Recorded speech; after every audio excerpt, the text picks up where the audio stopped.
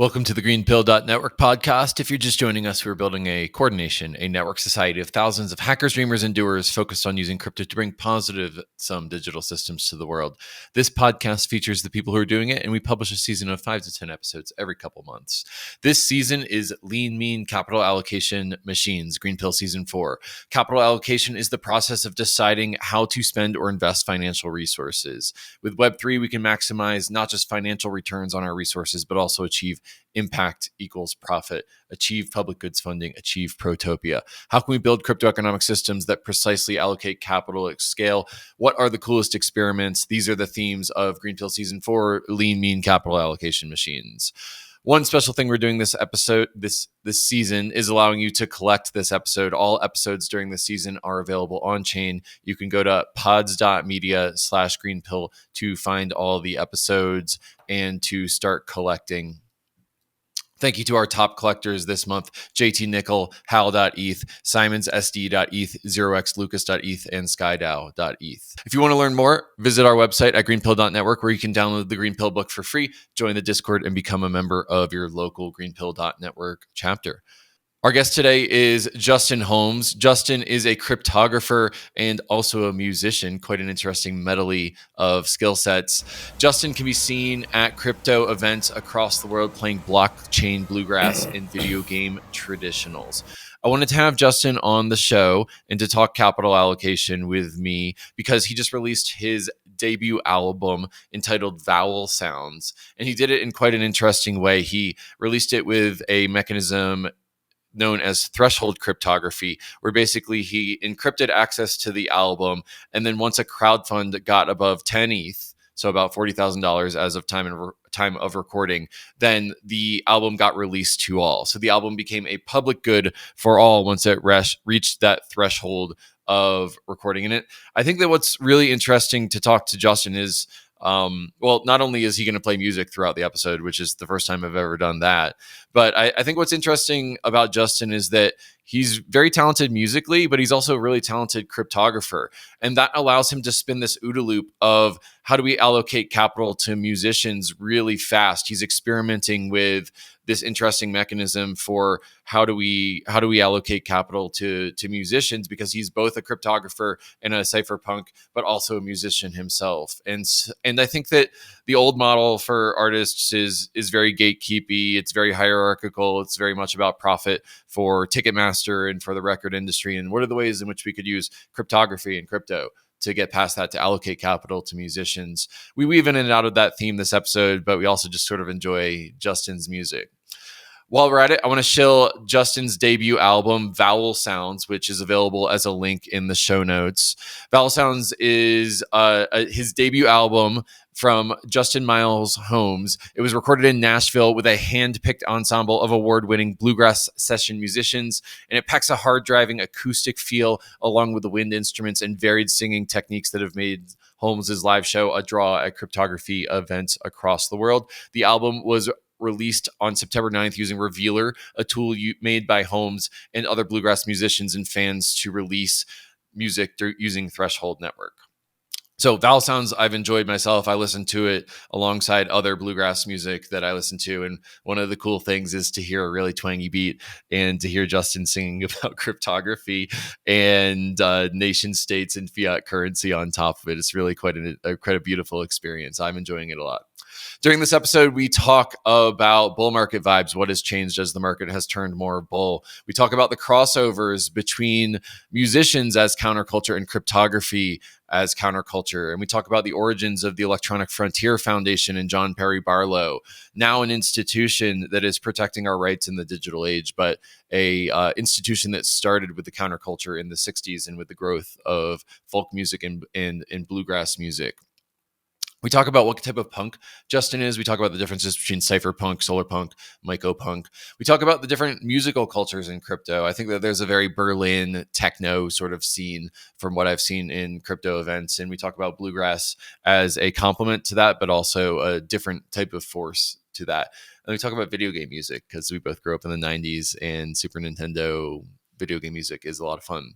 So this is a different type of episode than one that I think I've ever done before. It's our first musical episode that we've done. It's also the first IRL episode that I've done. So if you're watching on video, you'll actually see me and Justin in the same room. It's first 160 podcasts, and it's the first time that I've done that. And I think it was a good episode to fit into our season 4 about capital allocation. I think that innovators who are innovating the future of on-chain music and moving us away from the hierarchical intermediaries that have been associated with the live events, but also with the release of music, is an important theme. So this was a fun episode. I think you're going to enjoy Justin Holmes.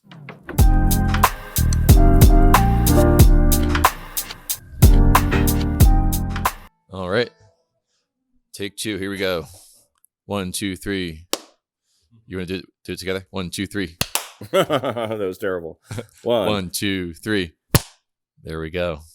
One of us has rhythm. The other one doesn't. I don't know about that. I think I was pretty off. All right. Justin, welcome to the GreenPilled podcast. Thanks for agreeing to do this. Thanks for coming out to Colorado to tape with me. Heck yeah, man. I've really been looking forward to this for a long time. I love GreenPilled podcast, and it's really a pleasure to be here. Yeah. You played a show at the Gitcoin House, and I know that all of the regions that came to the Gitcoin House at ETH Denver really enjoyed that. And so excited to extend your music out to the Greenpill network and let all of our listeners get a taste of what you've been doing, which I identify as one part musical and one part cypherpunk cryptography. So you're really unique in that way. Well, thanks, man. Yeah, I had a wonderful time playing that show for sure. It was a real pleasure playing kind of some old traditional songs in a church setting. I felt like the acoustics, could hear us bouncing off the wood, and you wonder how many of those old songs have ever been played in that maybe in that room before. And we mix some old traditionals along with all of my song. All the lyrics of all of my songs are generally kind of about the emergence of the internet.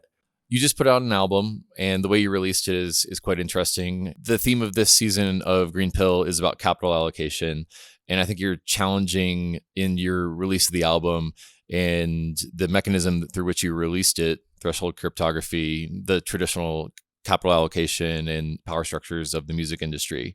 So I want to get into that at some point, but maybe we could start off with with one of the songs from your album, and then get into some of the philosophy behind it. Sure. Yeah.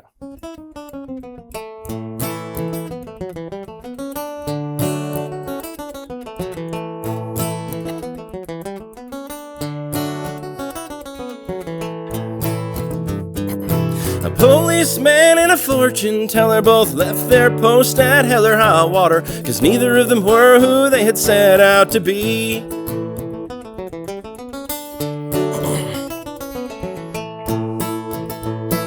You can lie about the mail, you can lie about the money, but a little bit of math will always find the funny business. Trust comes from the earth like the banyan tree.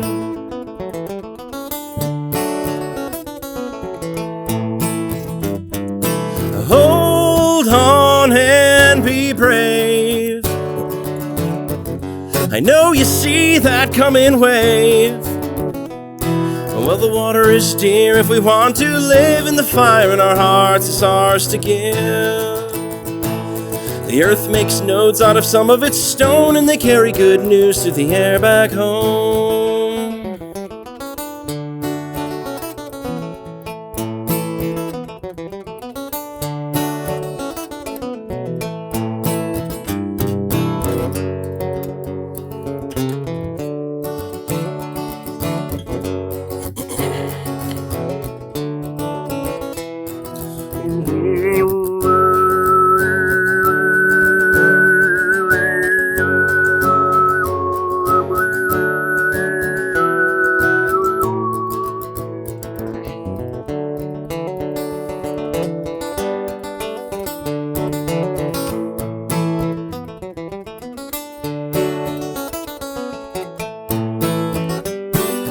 Push to talk with my right ring finger and fly back home with my left wing lingering, never knowing who will walk through my front door.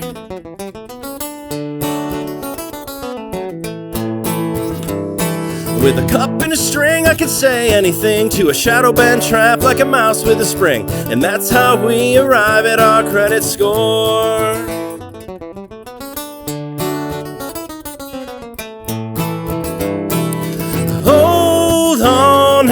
be brave. I know you see that coming wave. Well, the water is dear if we want to live, and the fire in our hearts is ours to give. The earth makes nodes out of some of its stone, and they carry good news to the air back home.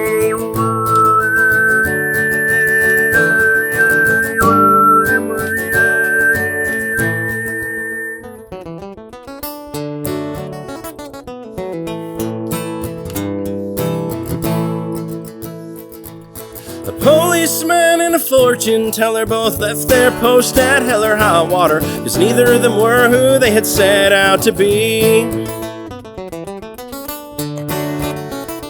You can lie about the mail, you can lie about the money, but a little bit of math will always find the funny business. Trust comes from the earth like the banyan tree.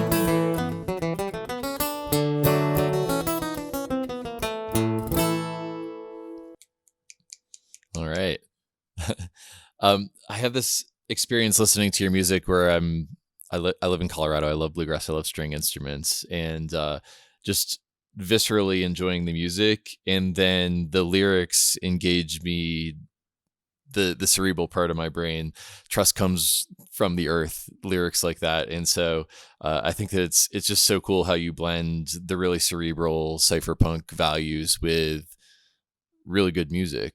And I'm wondering if you could tell me what was the inspiration for writing this album, and how did this album come together? Well, the record's called Vowel Sounds, which is a call to the techniques of throat singing, which you heard a little bit there, or maybe you call it overtone singing, which is really kind of an understanding that the vowel sounds that we emit in our everyday speech are actually part of an incredible overtone series. It's the reason that we even are able to parse this. Speech at the end of the day is this. It is a very visceral, experiential. Especially here we are. You usually do your podcast remotely, right? But here we are in a room, and you can hear the analog acoustics of my speech. One of the most, a pivotal innovation of the humankind is this extremely low baud rate communications medium called speech.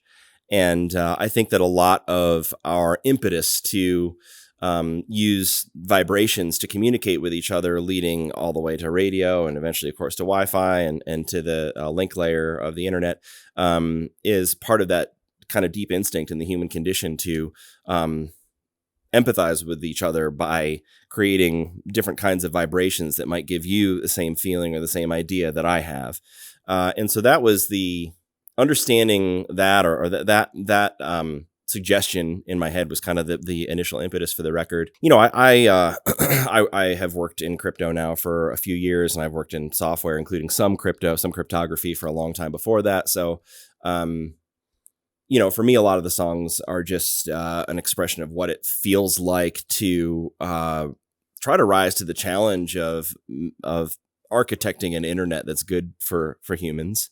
Mm-hmm. I think that's really the long and short of where my songs come from. I don't, when you said, you were talking about like how you kind of feel the music internally and then hear the words, that's usually the way that I write is I'll have a chart, an idea for a chart, and I'll write it. And then, and that's almost like a unit test. If I was doing TDT, like the chart is like the unit test. And then later I make it pass by like figuring out what words go with the music. Yeah. It's like up and down the stack of the emotive and the cerebral, or like maybe left and right brains together. And what I think is beautiful is that it's about our moment. It's about our moment of rewriting the internet and bringing power back to the people. And there's a lot of cypherpunk values in there, but there's also bluegrass values in there that I hear that in your music. Heck yeah, man. Yeah, I think that bluegrass, or more broadly defined traditional music. When I use the word bluegrass, in that setting, when I'm talking about bluegrass as a cultural phenomenon, I tend to think of it as being that word bluegrass. I don't necessarily think of it as the specific genre on like the Billboard chart. I think a lot of people are making great music that they're calling old time, or trad or pub trad. And I kind of think of all that music, all that traditional corpus as being, part of the launch pad, or part of the what makes us feel those tendencies to carry on that music and understand the connection between that traditional music and the cypherpunk values that for which our moment gives us an opportunity to exercise. Yeah. Well, let's get into it. Maybe would you mind playing another song first, and then we'll get into that a little bit more? Oh, yeah.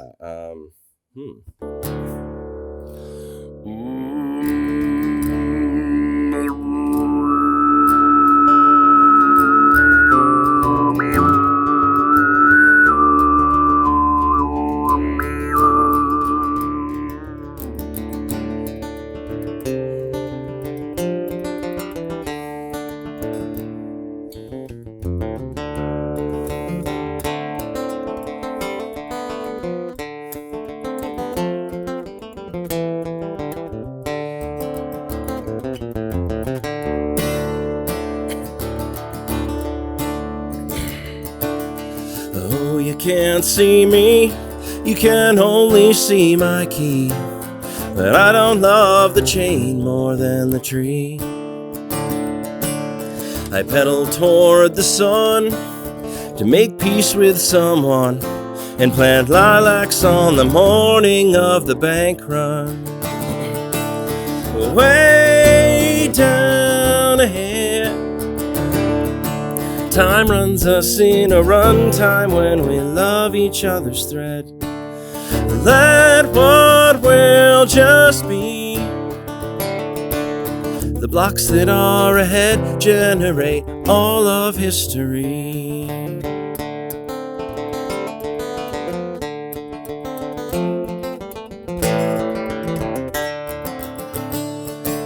A caress across the chains, I sent one lover grains through consensus tubes of secrets and chicanes. A zero knowledge proof is for thundering hoofs through a storm of scams of talking heads and blood-stained pillared roofs. Way down ahead, time runs us in a runtime when we love each other's thread. Let what will just be.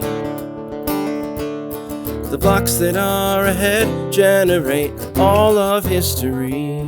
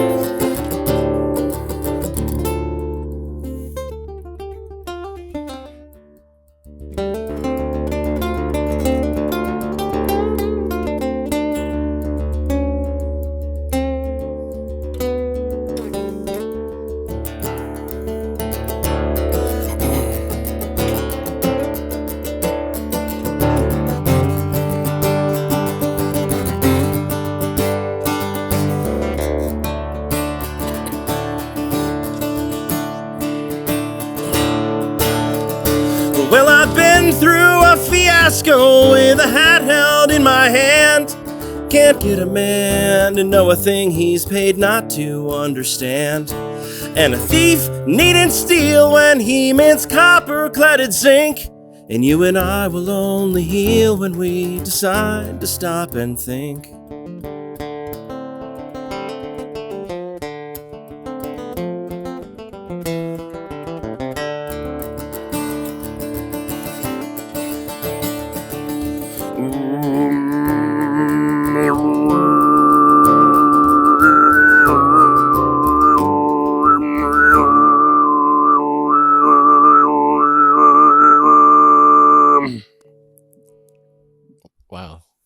Was that throat singing at Yeah. the end? That's so cool. You released Vowel Sounds in a completely untraditional way, and I'm wondering if you could tell us about the album drop and how you're challenging the hierarchy and the traditional way that capital is allocated in music and the way an album is dropped. You say non-traditional. I use the word traditional a little bit differently. I tend to drop in the word orthodox where you've used the word traditional. It's outside the sort of orthodox music finance system. But my record, once released, is Creative Commons licensed. Creative Commons share alike, which I have kind of mixed feelings about. We could get into, but I do like the idea of stating clearly that once I make a piece of music, once I put it out there, it is not really materially mine. Once it is a FLAC file that is a series of physical impressions on a hard drive or whatever form the media may take, I don't view it as something that I'm able to own. And I think that is actually quite traditional. I think the idea of trying to shoehorn ownership in the property sense into music is actually largely a 20th century phenomenon. I mean, not there are certainly other exceptions in the opera world and elsewhere. You can look for kind of fascinating tales of various legal frameworks. So the way that we decided to release Vowel Sounds, we knew from the beginning that we wanted it to be Creative Commons. We didn't want it to be the kind of thing that if you paid, then you have some legal authority to listen to it. And if you don't, then you don't have that authority. We really want people to be able to listen to the music in as frictionless a way as possible. Again, because I think that is the tradition. So what we did is encrypt the record and distribute it via BitTorrent and IPFS. And people were able to then download the encrypted version of the record. And we took the key, symmetric key, although we're kind of plowing new ground here. My friend Beam just won a prize at the ETH Denver Hackathon for taking a next level on this. We called it Revealer. And he actually, in his Revealer, he is forking it so that he can use the actual symmetric pair so that anybody now can encrypt something that will be revealed at reveal time. But for our purposes, we just took the symmetric key that was used to encrypt the record and we encrypted that using threshold cryptography, meaning that nodes had to participate in a multi-party computation to reveal the symmetric key. It's essentially really just a glorified Shamir secret sharing, if I'm being honest. And the nodes watched a smart contract. And when that contract got to 10 ETH, then they performed the multi-party computation, released the symmetric key. And then, of course, everyone with we had a web app where everyone who had already downloaded the encrypted record could easily, there's a player there that decrypted it.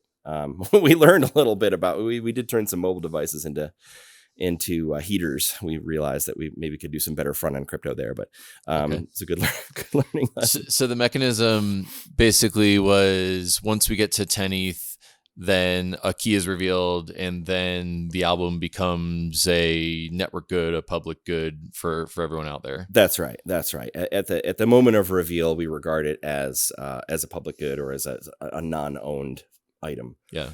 Well, the good news for the listeners is that they can go check out your album. You did reach that 10 ETH threshold, and so the album is out there to listen to right now. So there'll be a link in the show notes where people can check out the album. And I listened to your album side by side with the other bluegrass that I listened to, Green Sky Bluegrass and Elephant Revival and all them. And I really enjoy the album. So I think the first takeaway for the listeners is go check out the album. But I'm wondering, while we're thinking about capital allocation this Greenpill season, is this something that you're trying to pioneer and make available to other musicians? Is it meant to just be a middle finger to the orthodox musical establishment, or do you see that music going down a way of being monetized in a different way because of cryptography and peer-to-peer networks and all the things that we're pioneering in this space? I don't know that I would call it a middle finger. I think, I don't know. In my mind, well, I mean, you are the traditional musical model is based off of scarcity, right? And paying per song, paying per download, and this is about anti-rivalrous and sort of like coordination in order to unlock the anti-rivalrous monetization. Absolutely, that part is for sure true. And I think again, if you just look at traditional music, you find built in an anti-rivalrous impetus insofar as that everybody makes better music when they're collaborating with other people. One guy picking a guitar is one thing, but when you have really talented musicians that you can feature on your record or you can be on someone else's record, I think you end up with all boats rising from that tide. Now, to your bigger question, I kind of interpret as the bigger part is the vision here to move this forward in such a way that it is available to other musicians and hopefully becomes a phenomenon? The answer to that is yes, most certainly. I think that there's a big looming question right now because it was denominated in ETH, 10 ETH, and it was the only contributions could be made were in ETH. And the result is that the list of contributors is ordered by amount, and each of them got an NFT, an artifact minted. So, number 0, or I don't know if it was 0 or 1 indexed, but the number 1 is of course then the highest amount. And then what that really gives us, it gives us a great signal going forward about who, it provides documentation of early adopter, early mover. And so too do some of the aspects of our live shows that we're kind of trying to have on-chain representations of. We can talk about that too. But a big question is, because I'm already known in crypto circles and because I already have followers from my code from GitHub, is this just a one-off? Am I able to do this in a way that no one else maybe is able to? I do think that this model gives leverage to the generalist. I think that people who are sort of involved culturally or technologically in crypto are going to have an advantage. But I also think that we're moving to a world very quickly where people are starting to take responsibility for the surrounding, the economic engines that surround them, and particularly with regard to the way that they contribute to public goods and the way that they manufacture the machinery by which public goods are funded. You see this with, to me, my mind goes to like a resurgence in community gardening and the boom of bicycling infrastructure and things like this, where there's not necessarily denominatable in capital, similar to the mechanisms of mycelium in your last episode, where you can't, you have a distribution that lives outside anything that could be enumerated in capital. I think that as we transition to those machinery being part of our everyday public consciousness, that it's going to be easier for people who are maybe less involved in the kind of nitty gritty, who are not opening pull requests to crypto code bases, right, to be able to use Revealer and to be able to engage with the crypto community. Yeah. And we have a bunch of other ideas too. I like the idea of like signing merch literally with a cryptographic signature, but only in person. Yeah. So we've thought about like if we had, you could have a commit and reveal scheme where you have like a secret that you randomly generate, and then you hash that secret and sort of stake it. And then anyone who has the secret can steal the artifact, the NFT. But if you bring that secret to me, I'll sign it, and that's reflected in the smart contract. And that gives us another way to identify fans, friends, and then in time to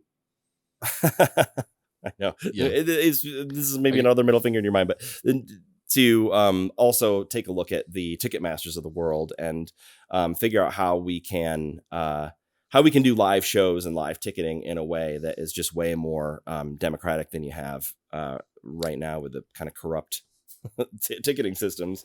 Yeah, one of the things that sort of stands out for me from talking to you is that you really deeply understand music and how to play music history, but you also deeply understand cryptography. And what I think is cool here is that you're scratching your own itch with the way that you're engaging with your fan base, the way the fan base is going to allocate capital to your musical journey, And I think that's a really powerful, potent combo for discovering something new, something in the frontier, something that hasn't been done before. So I can't wait to see where it goes. I mean, you too, man. Right? You are a self itch scratcher Yeah. too in many ways, I think. Yeah, that's the genesis of Gitcoin, was in a lot of ways. Yeah.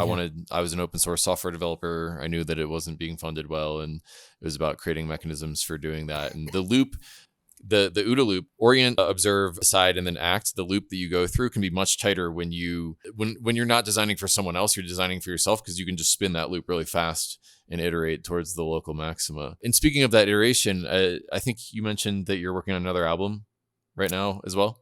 Yeah. Yep. We are working on another album. We've got about 20. I say we, I mean, this is not a one-man enterprise. I do basically all the writing. I do all the set list deciding, but I have a ton of support. And it feels like it's very fluid. Every time I see you in a new city, you're like, I found a fiddler in this city that's going to play with me during this show. So it feels like people are in and out. Man. And I think that's very important. It's an interesting invite, I think, for people in a given city when you can say, hey, come to this crypto event. And of course, now everyone's heard of crypto. That's not going to be a mystery to anybody. But I think it's a really special invite when you say, hey, this instrument that you're good at has a home here. Come and play these songs. Let me teach you some of these songs and kind of understand how bluegrass collaboration styles dovetail with crypto collaboration styles, which I think they do very nicely. So I've been very proud to feature. We had Pepe Lopera in Colombia, which was really wonderful. We had David Pradias in Barcelona. When we played in Czech Republic, man, I played with 6 Czech men, and that was a challenge because they were, their high bandwidth go-to, of course, speaking to each other in Czech. And, that was a real challenge, having 7 stringed instruments on stage, which you're always kind of risking going out of tune. And there's a lot of communication there. But yeah, once you get in band, meaning you're communicating through the notes of the music, that language barrier kind of goes away. But the Czech traditional street music, man, the dobro has become one of my favorite instruments lately. And I don't play it myself, but that's actually a Czech instrument. It's a Slovakian instrument. Well, it's an American instrument invented by a Slovakian inventor who was hearkening back to instruments that he saw as a child on the streets there in Czechoslovakian street music. And that has been kind of roundly accepted now in bluegrass. And so it was super exciting to feature the dobro at ETH Prague. Mm-hmm. I think that's a very important, and that extends, of course, beyond music. I think all the ways in which we identify public goods and invite people to contribute in their own way.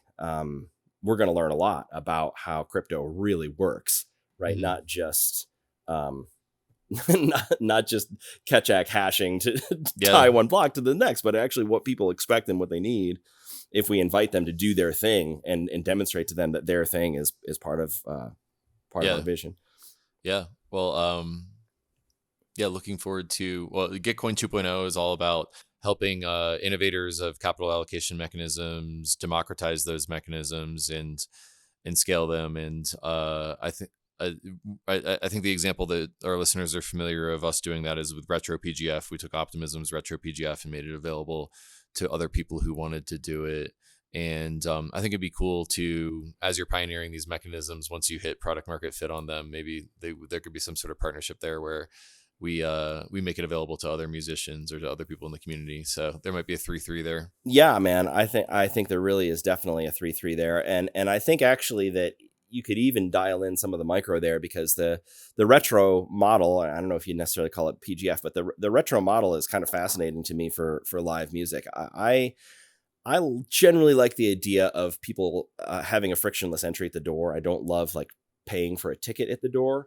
Yeah. But I do like the idea of people walking away with a ticket stub online, on chain that then gives them the opportunity to pay retroactively for something that they enjoyed. Mm-hmm. Or I also even like the model of, if you show up and you want to pay at the door, there's certain benefits you can get with regard to on-chain merch or all kinds of benefits. It could even include preferable seating stuff, who knows, but you can only do that if you have a ticket stub from a previous show. So kind of almost like in a way, and I think to some degree there's, well, I don't know. I kind of like the idea of bucking the idea that that you have to make the point of payment as frictionless as possible. I kind of like the idea of challenging people to participate to the point where then they're allowed to pay and stand and be counted on chain. Yeah. I think there's something really powerful there for, again, I think this goes beyond music to potentially to other public goods. But yeah, I'm interested in exploring how capital allocation works when you have some kind of fun gamified gatekeeping, and you have, I mean, you know, we have, it's so cool, man. I really appreciate, you and maybe there's like 30-ish or 40-ish people now that come to our shows and like know all the words to all of our songs, and it's kind of incredible. And you know, I can really start now to visualize the journey to 1,000 super fans through that. Yeah. And I don't know, super fans to me is a weird word. I do mean it in that in operationally, but obviously you all are friends too, you know. Yeah. And well, so you go ahead. Well, yeah, I was gonna say I enjoy the music. It's like I said, side by side with other bands that I listen to, but you also feel like you're in this David versus Goliath fight where you might be a Ticketmaster slayer in some way, and that's a white whale for me. Right on. Should we do another song and keep talking after that? Sure. Yeah. As you're unwrapping your wood flute and getting it prepared, I'll just share an anecdote that I think that we were in a bar somewhere in Europe. It might have been in Prague or something, and you were sort of talking about like how you could get everyone coordinated or aligned with a wood flute. Yeah. And I was feeling antagonistic at that point. I was like, no, you can't make me. And so you started playing your wood flute, and then everyone started clapping in the bar and like hollering, and like 30 seconds later I was clapping along and like falling in line behind the flute. So you really have a gravitas to you when you play the flute. That was in Amsterdam. That was in Amsterdam. Yeah, DevConnect. Yeah, at DevConnect. Yeah. And that was a very special time because I was just kind of beginning this journey in earnest. And it's fascinating how different sounds, different tones, different frequencies kind of inspire. They're almost like a Schelling point for attention or empathy in a way. They all kind of summon people to share an empathy, for the moment. It felt like an exploit that I started. I started being like, no, you're not going to get me to follow along. And by the end, I was clapping. So, well, let's go. Let's do it. I don't know. You didn't file a CVE for it.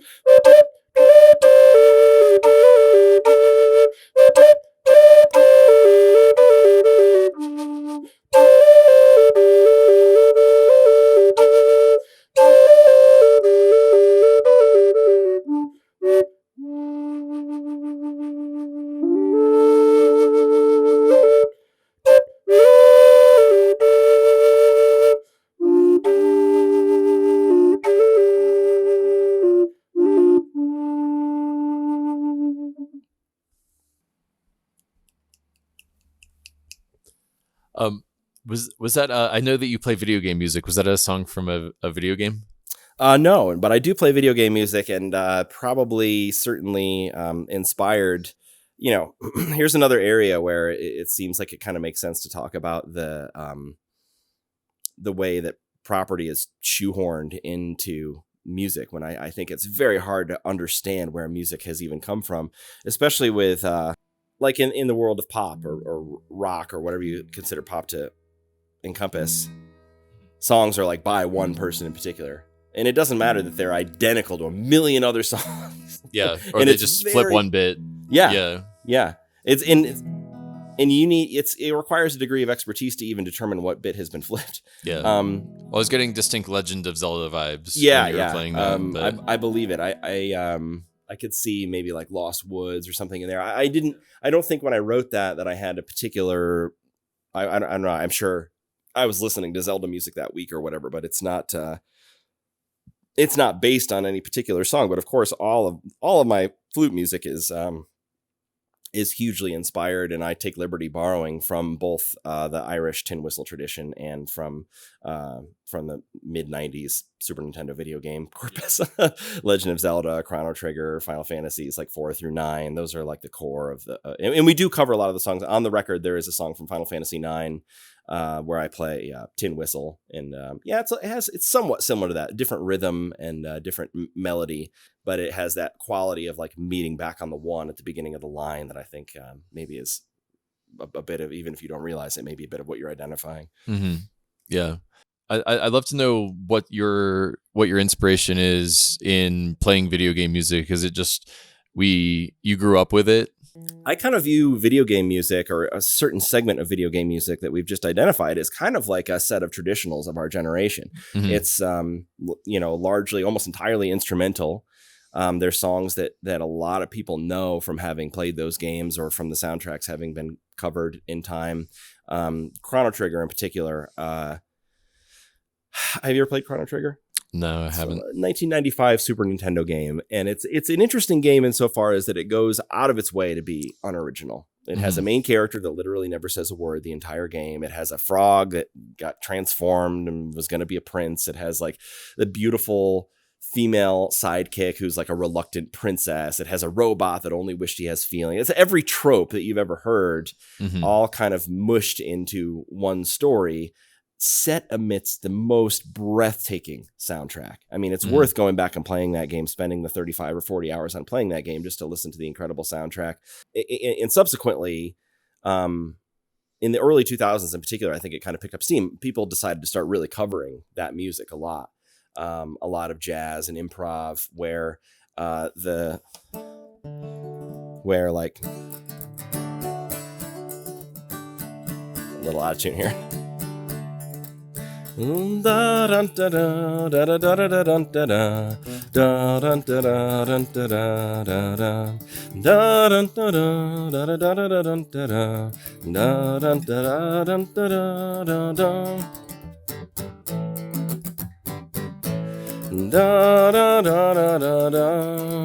have this basic chart that can be improvised around. And the whole soundtrack is kind of like that, or literally half the soundtrack, half the 70 tracks, or probably have some quality of providing a substrate for improvisation.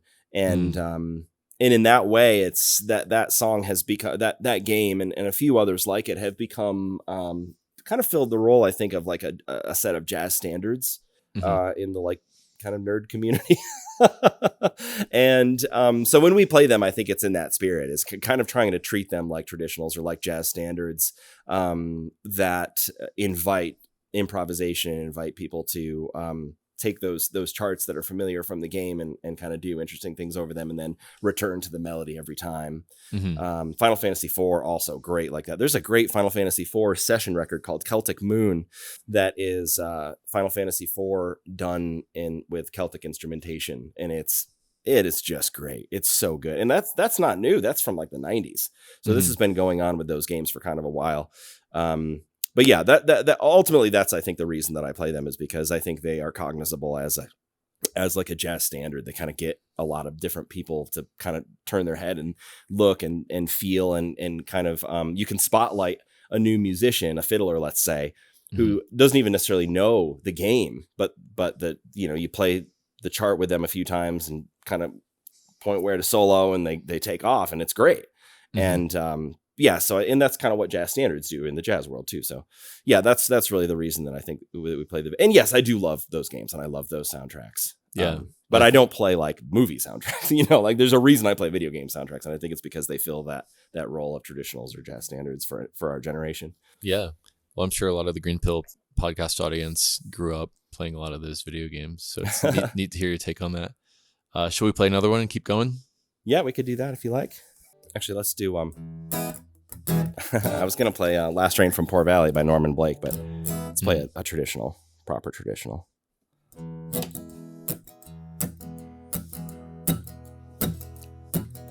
There were two sisters of the county loose. Oh, the wind and rain.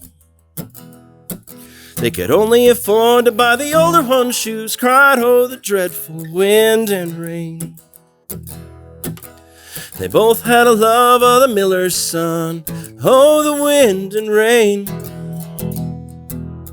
But he was fond of the barefoot one. Cried, oh, the dreadful wind and rain.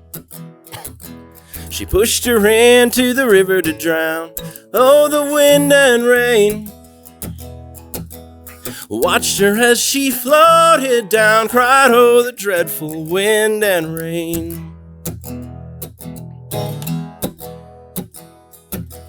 She floated till she come to Miller's Pond. Oh, the wind and rain.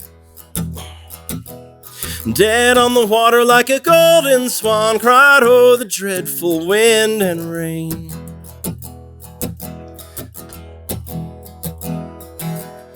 Out of the wood come a fiddler fair.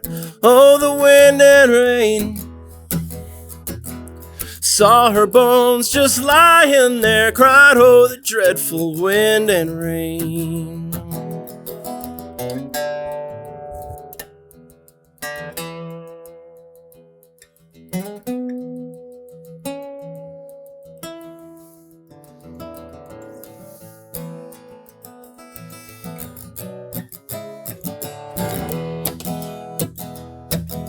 He made fiddle pegs of her long finger bones. Oh, the wind and rain. He made fiddle pegs of her long finger bones. Cried, oh, the dreadful wind and rain. He made a fiddle case of her long dready hair. Oh, the wind and rain. He made a fiddle case of her long dready hair. Cried, oh, the dreadful wind and rain. Made a little fiddle out of her breastbone. Oh, the wind and rain. With a sound that melted hearts of stone. Cried, oh, the dreadful wind and rain.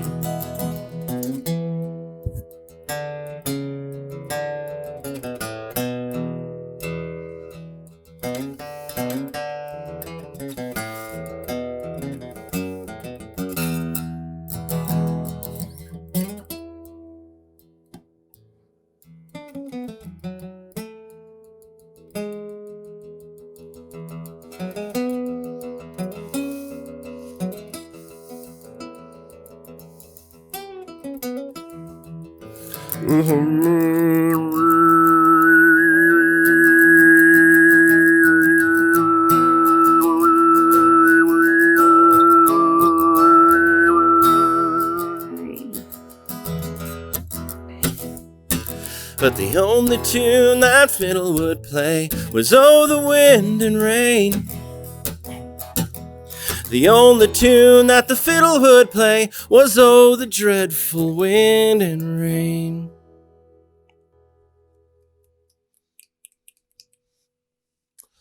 I'm wondering next if you could tell us about the origins of the Electronic Frontier Foundation. Well, it's funny. That song's actually a great dovetail. That song, which is known under a few different names, most commonly today you hear it as either the Two Sisters or the Wind and Rain, but it also has threads with some other Irish whistle tunes. In other words, they share a common root, and it's actually attested in writing from like the mid 1600s. Now, to the extent that most of us know that song, I would think if your listeners know that song, they probably know it from the Grateful Dead or from Billy Strings or maybe Crooked Still or Gillian Welch. But when the Grateful Dead covered that song, they, as one does with an old traditional song, they gave it their own energy. They kind of redefined it and refreshed it. And then for the subsequent decades, other people playing it had the benefit of that song having been refreshed. And my interest in the Grateful Dead is largely with regard to their stewardship of traditional music. Not to say I don't like the Grateful Dead. I'll go see a Grateful Dead cover band if they're in town, for sure. But, I think that what they accomplished in terms of digging up, dredging the landscape for these old traditionals and renewing them and playing them for their crowd, for a sea of tripping hippies, they're playing 400-year-old songs, is just incredible to me. I think the reason that fits into that culture is because these traditional songs, they occupy a similar place for music as an open source repository occupies for, I don't know if it's too much to say a cypherpunk adherent, but any software engineer, we rely so much on open source software, not only going to GitHub and git cloning a URL, right? But on the practices of open source that we've learned over time and that has caused many of us to be inspired by one another. Test-driven development being a good example, or DevOps generally. The whole idea of having a team of kind of generalists where everyone is doing both dev and ops. I think that's part of the same push that I think that this word traditional means in music. It means that it lives outside the intellectual property industrial complex. It belongs to all of us, and anyone can give it a whack if they want to. Now, going back just one era further to give some context, when bluegrass comes down from the mountains, people like Ralph Stanley, Bill Monroe, Doc Watson, Ma Rainey. What year is this?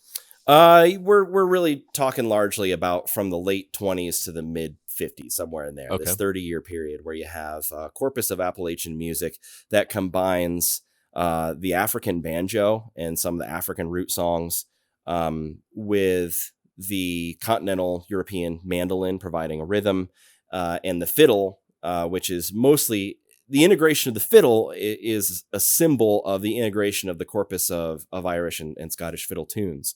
And together, those become what we today call Appalachia. And then on the guitar, you have, I actually think one of the most underrated guitarists of all time is Maybelle Carter of the Carter family. And her work on the guitar became so defining, in part because the way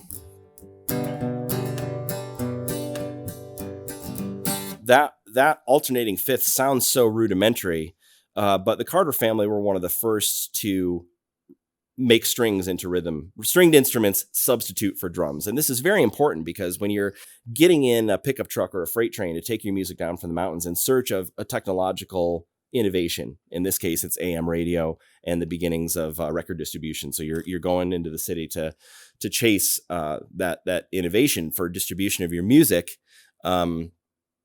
which of course is an inspiration for me in terms of how I apply blockchain tech. When you're doing that, you're getting in a pickup truck, you don't bring the drum kit. You find a way that your band can keep the rhythm without needing a drum kit.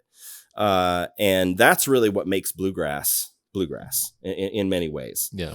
And now when I say bluegrass, I just want to clarify. I know people like Rhiannon Giddens, who I think is one of the best musicians in the world right now. She calls herself bluegrass adjacent. And a lot of people would say she's old time. Old time is having this incredible revival right now, and it's awesome. The old time scene is filled with some of the most punkish, just cool people who really are determined to live in the world that they envision. When I say bluegrass, I include that stuff, and maybe that's wrong. I think Rhiannon Giddens to me is not necessarily bluegrass adjacent. She's just ahead of her time. I think that's what bluegrass is going to be, is more like what she's doing, and especially reconnecting the roots of banjo music as being iconic participation of the Black woman. I think is just super exciting, and I Rhiannon Giddens is so awesome. I would love to work with her. Rhiannon, if you happen to listen to this, we ought to cut a track together sometime. So I include what today we call the old time scene, which is one of my favorite traditional music scenes, and also the like pub trad scene, where you have more everyone playing the melody over and over, and collaborating more on like swells and energy than on solos. That you'd usually call that Irish or Scottish pub trad or trad. All of that stuff, that whole corpus becomes powerful because people are taking it from the mountains into the cities, and it lives outside any kind of intellectual property bounds. They say, this is our traditional music. We've been playing this since before anybody can remember. It's not mine. It's not yours, but we're going to cut it and it's going to sound great. And we're going to distribute it now via AM radio and via the early records. And then once that gets established, you start having people touring, playing this music, in this kind of revival. This also is somewhat related to the folk revival, but it's not exactly the same thing. And one of the most important happenings then is that people start realizing that as soon as the reel-to-reel tape recorder comes out, they're going to follow some of these tours and record some of the shows. This is like very early taping culture, and one of the first documented tapers is Jerry Garcia, who followed Bill Monroe in the late 50s and early 60s, taping his shows and trying to really figure out how to make good recordings of a lot, what essentially was a bootleg. And then that later leads to throngs of fans taping Grateful Dead shows, taping them play like the Two Sisters, the song I just played. And before we were recording, I was saying that one of the kids who lived on my college floor was like a Grateful Dead taper and would like mail them back and forth pre-internet. Feels like a pre-internet peer-to-peer network of music distribution, cypherpunk. Oh man, Kevin, you're telling my story for me. Yeah. It does feel just like that, right? Yeah. And so this peer-to-peer trading of music, it feels like it's outside of the music industrial complex, the record labels, the centralized distribution of music, and the monetization of it. So is that connected to the EFF and the founding of the EFF? Absolutely. It's one of the key ingredients that leads to the EFF. Yeah. What you have is on an internet service that was a shell access service called The Well. The lifeblood of The Well during this time period is Grateful Dead metadata, just what you're describing. People have physical cassette tapes that they can mail through snail mail, but to know which tapes they want, they first have to share the metadata and index this metadata of all these shows. Is this like the 80s, 90s? 80s. Okay. Yeah. The middle 80s now. Okay. And at that time, there starts to be a controversy because it's hard to know all the ins and outs. We don't know what legal advice the band got, or whether their lawyers were on their side, or who was even making decisions. But at some point, the Grateful Dead comes down firmly on the side of tapers and says, "This music is not our property." They buck decades of trends where bands were expected to police people taping their shows. It's very visionary in a way. I mean, if you think about it, the prevailing mindset is that that's against their own interests to do. Certainly in a zero or negative sum rivalrous. Right. But it is visionary, and really what it is applying the values of traditional music into this new economy, or I don't know if it's a new economy, but applying it fearlessly. So traditional music being more like folk, bottoms up, local communities, and it's a rebellion against the sort of, I called it the music industrial complex. I don't think that's like an official term or anything, but like big music in the 90s and before Napster and before peer-to-peer file sharing, the RIAA was a huge deal and had a lot of heft and was monetizing people's music through scarcity and through copyright. And so this is kind of bucking that trend. Yeah, well, I mean, they still are, and that's a whole other that's an additional point of discussion. But in terms of the quintessential events here, to follow the thread to the EFF, what you have is this taper culture suddenly is very emboldened by Grateful Dead. Grateful Dead gave them a section at their venues to tape from, and they did a lot of audio science on figuring out where is the best place to put tapers to really get the best work. Also during this time, you have the advent of you have the beginnings of the Apple Macintosh, and more home PC hacking is happening. And the particulars are not 100% crystal clear, at least not to me. Maybe there's some historians that can shed more light on this, but at some point the source code for the original firmware chip on the original Macintosh gets leaked. And this is somehow related to the band. It might have been a disgruntled Apple employee, but one way or another, the band comes up with a copy of this. Mm-hmm. And the FBI visits John Perry Barlow, who was one of their top songwriters, along with Robert Hunter. Your listeners might know Barlow from he wrote Cassidy and Mexicali Blues and Feels Like a Stranger, and I mean so many songs, so many Grateful Dead. If you know Grateful Dead, you certainly know his songs. The FBI shows up, and they, it's not obvious what the legal framework to even apply here is in the middle 80s. This is just leaked source code, and to some degree, isn't it free speech? I can distribute. It's free speech, free press. I can distribute a copy of words if I want, right? And so there's a bit of a struggle that happens there, and they lawyer up and basically just continue the discussions they were already having, but they decided to formalize them in the form of a nonprofit organization. They called it the Electronic Frontier Foundation. So prior to that moment, the Electronic Frontier Foundation was just part of the Grateful Dead.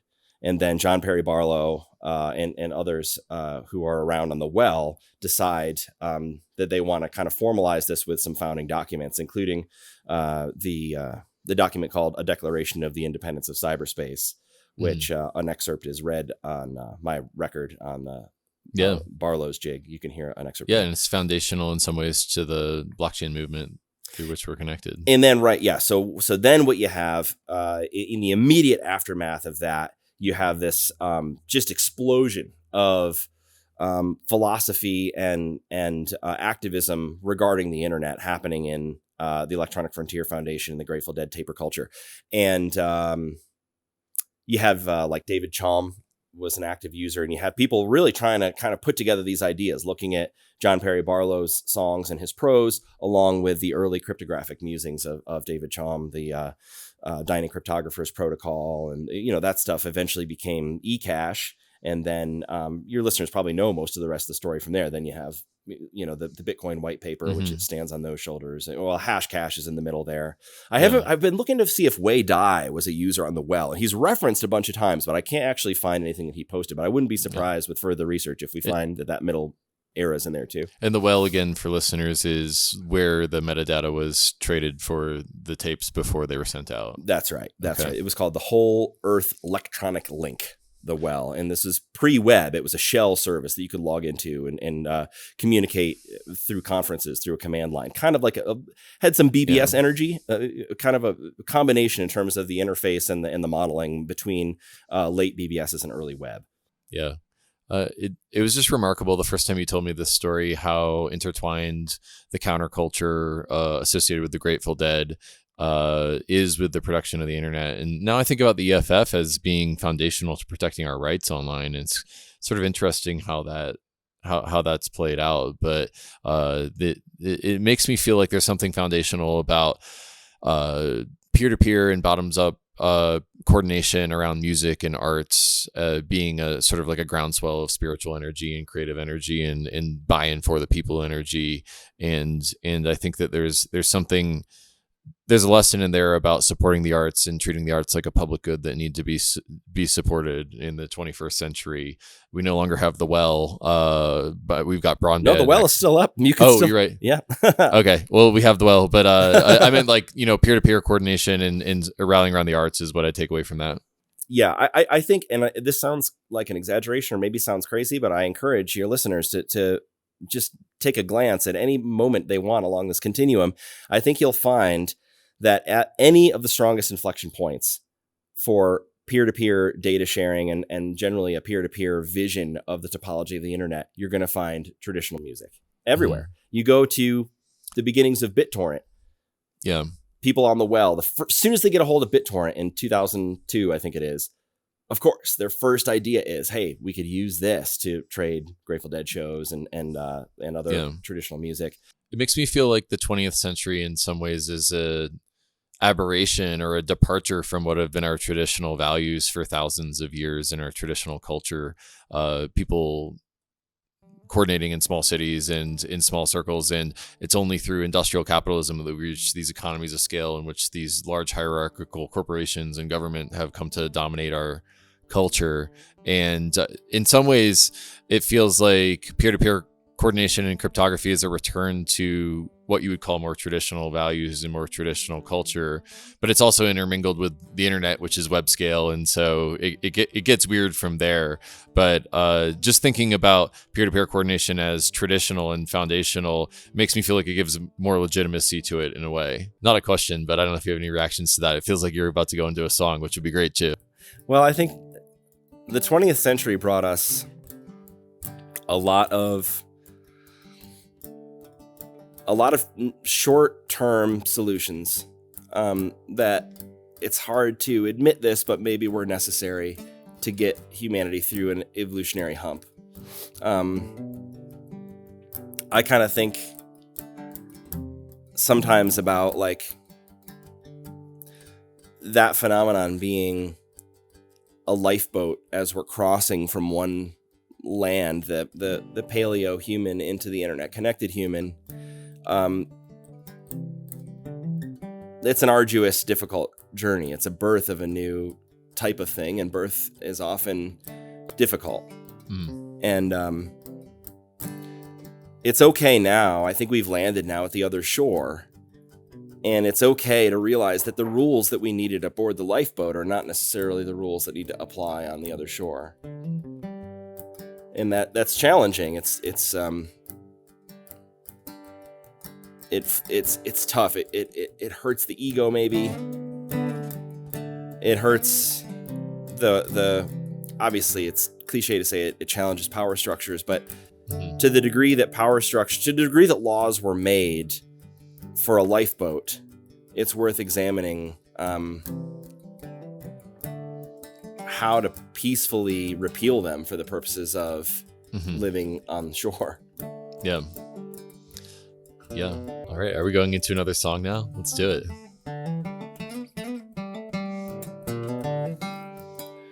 Well, it was good one time.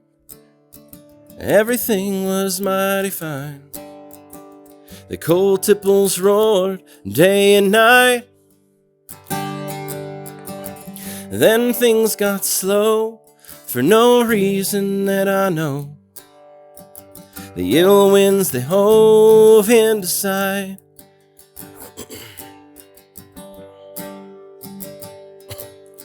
The mines all closed down. Everybody laid around. There wasn't very much left to do except stand in line to get your rations, scripts on time. And woman, I could see that killing you. And now the soft new snows of December lightly fall my cabin round. I saw that last train from Poor Valley, taking brown-haired Becky Richmond bound.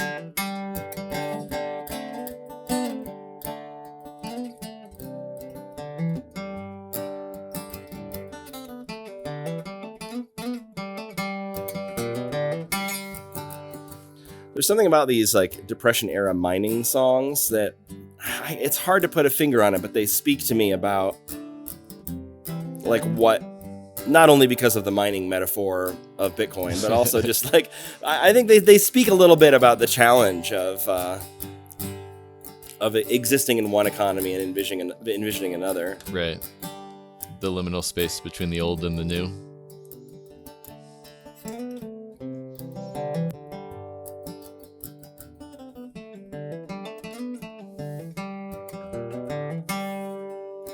I could blame you now, but I never could somehow.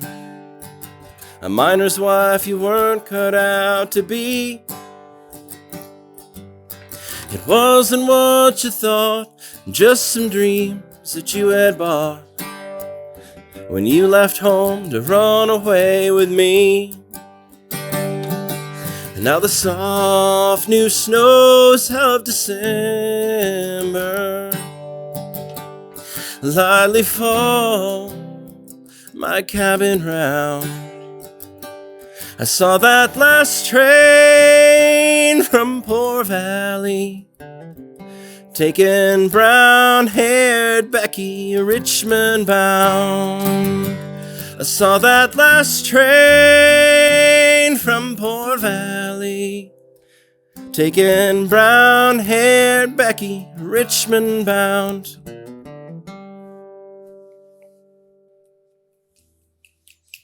Feels natural to clap or to snap after you play, as I appreciate your music so much, but it's just me here. So, what type of punk are you? Cypherpunk, solar punk, myco punk? I have often felt at home with solar punk energy. I think there's something very interesting that happens when everyone stands to be counted. And I think that for me, I maybe associate the tactics of solar punk with...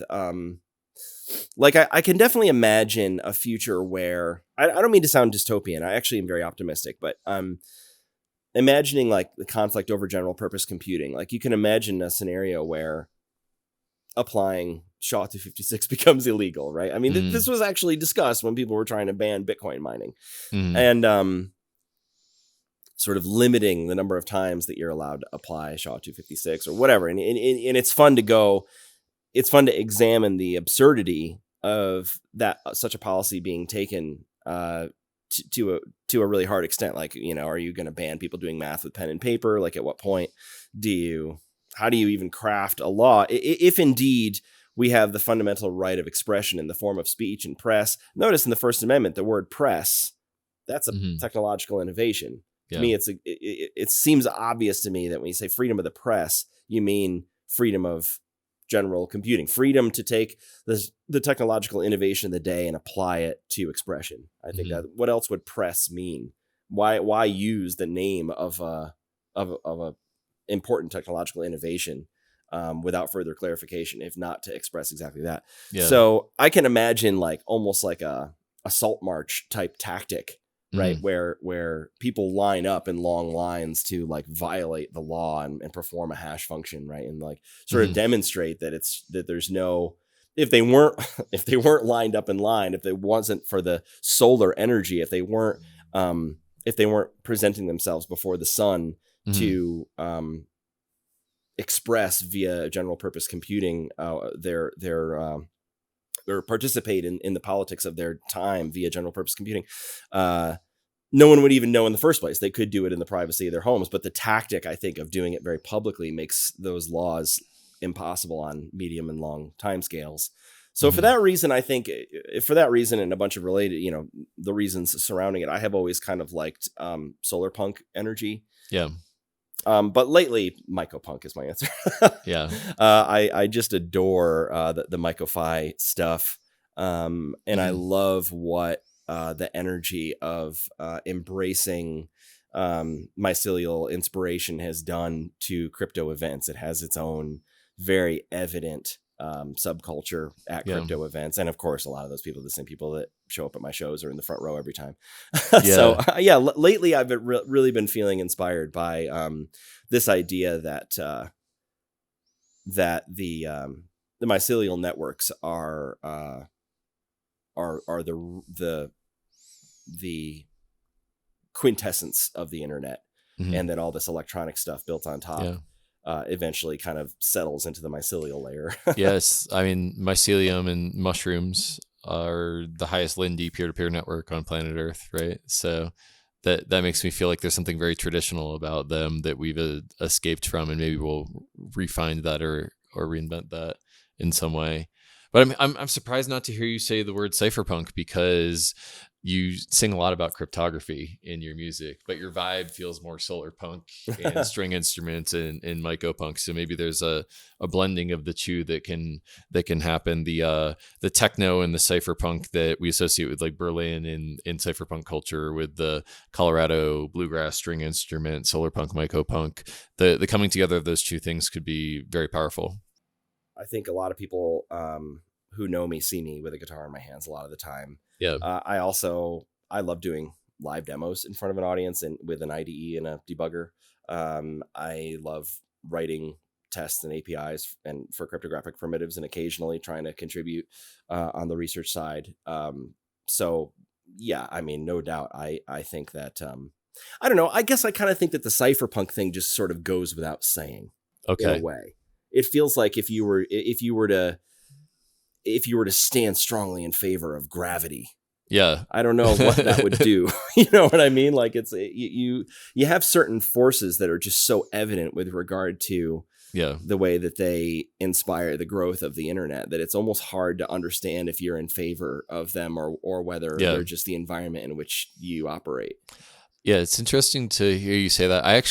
I come from a very progressive household, and some of the values around sovereignty and more cypherpunk values were not something that were taught in my home. And so it's something that I had to come through to from being in crypto. And it's interesting to meet people who are more like fish in water and sort of like take those for granted, that have like sort of had that traditionally. But I think it's important to be plural and to not view these things in a dogmatic way, where I am definitely solar punk or I'm definitely lunar punk. One of my previous podcast guests had an idea called stellar punk, which is basically like as many different punks as there are stars in the night sky. And I thought that was kind of an interesting introduction of pluralism into the whole debate about what kind of punk are we. Yeah, well, that's just going to be another, like, you know, I've got an idea for one utility to unite them all. And another utility that needs to be united. It conjures the XKCD comic about standards, exactly. Maybe a little bit. My mind goes, I mean, I don't mean to diminish the idea. Maybe that stellar punk thing is, I don't know anything about it. So it's great to hear people trying to understand the social, political, or sociological outcroppings of what we're doing. I think one thing that's interesting is you don't really hear a lot of like fiat punk. You know, like I think when people come into our community, and this is a challenge that we really need to rise to, and I think your podcast is doing one of the best at it, is generally there comes a point for most people that you introduce to crypto where they surrender their preconceived notion that it's going to be too complex for them to understand. And they realize that actually they've been living with the complications of fiat and extractive economics and finance for so long. And no one human understands how the dollar works and understands how oil markets work with regard to, the nuances of foreign policy and all this stuff. And so when you come to crypto and realize that there's actually the rules of the system are so much simpler than the rules of the fiat system, for which you have to really understand so much about war and peace and the nuances of the human condition. Not to say those aren't worth study. They definitely are. But I think it's very comforting for people who come to crypto and realize that it's just way simpler than the dollar in all the ways that matter to them. And so I think that when you say that maybe some people are more like a fish in water, I think it's kind of surprising how quickly people who come into one of the cypherpunk umbrella scenes, how quickly they find that they're a fish in water, even if they have never sort of been able to understand the nuances of money as it applies to their lives ever. And then suddenly they could read one of the EIPs regarding inflation, and pretty quickly understand something that's very difficult to understand about the operations of the Federal Reserve, for example. Yeah, it's interesting to put those on parity in terms of the complexity that you have to take in order to understand them. But in one of them, we've just always grown up with it, and we've never questioned it. Yeah, well, now we are. All right, well, let's play one more song, and then let's wrap up from there.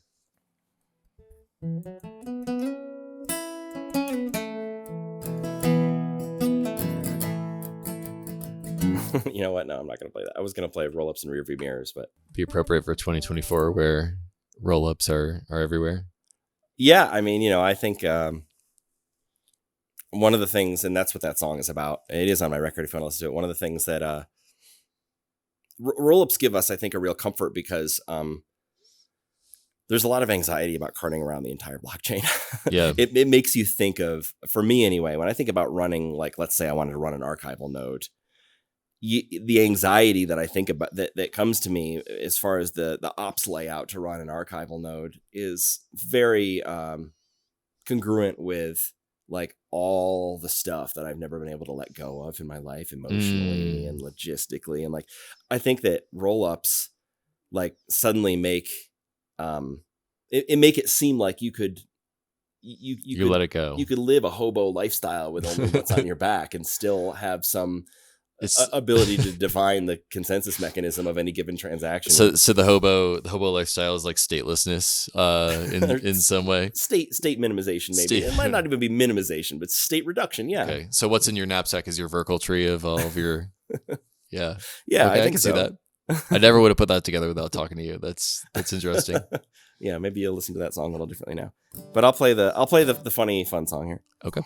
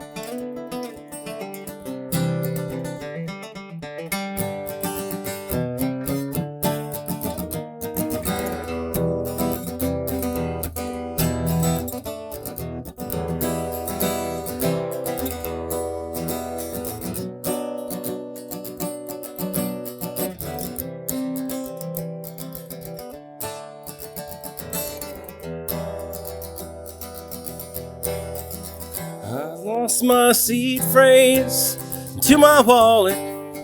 I lost my seed phrase and I can't recall it. Well, they ain't my coins 'cause they ain't my keys. Now that phrase is lost, so they're nobody's.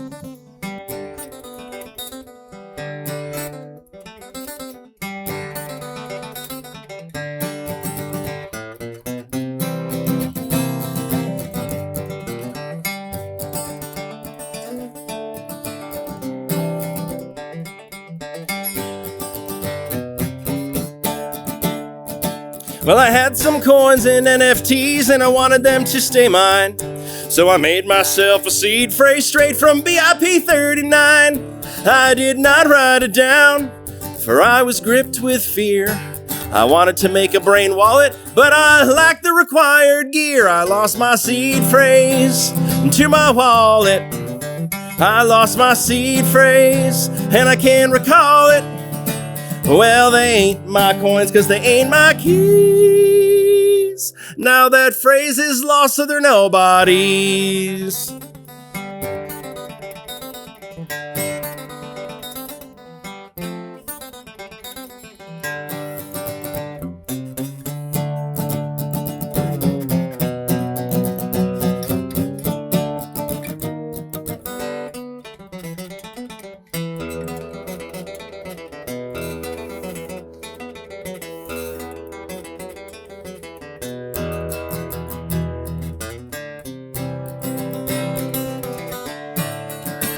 Well, I had some TNBTC and Monero on a stick.